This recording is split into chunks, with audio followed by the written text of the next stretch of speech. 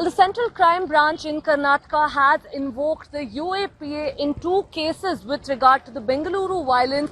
Now, we understand that, of course, both of these cases have several accused named under them. But as far as the UAPA Act or the Unlawful Activities Prevention Act is concerned, it has been invoked. In fact, the cabinet meeting today also saw, the discussion of the Bengaluru violence or the Bengaluru riots, that in fact rocked the city.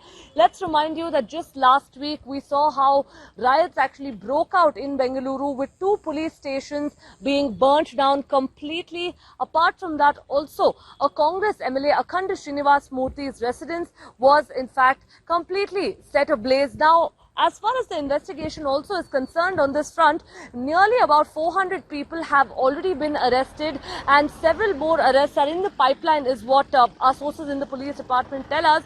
But with regard to the investigation currently and what the cabinet has actually said, we did speak to the Home Minister Basavaraj Bommai, who went on to say that as of now there hasn't been any solid decision to, of course, ban the STPI or the PFI, that this is a decision that the Chief Minister would be taking up with the central government. And once, of course, once the state government speaks to the central government, that's when any solid or concrete decision on this front would come about. But yes, this was in fact discussed in the cabinet today and the investigation is progressing, is what we understand right now. About 400 people nearly who have currently been arrested is what we understand with regard to the cases that were filed both in the DJ Halli police station as well as the KG Halli police station. And also at this point in time, it is imperative to remember that one of the aides, a very close aide of one of the former mayors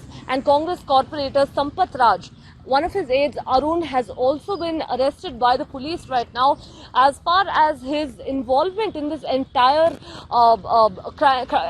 incident is actually concerned, the police are investigating, but initial, in fact, reports do suggest that there might have been some, in fact, phone calls that were probably made from Arun, Arun's phone, which have now, in fact, come under scrutiny. But also, what was really the involvement of the Congress corporator right now? That is something that's being questioned. We understand that after he was summoned on Tuesday, he was also further summoned on Thursday.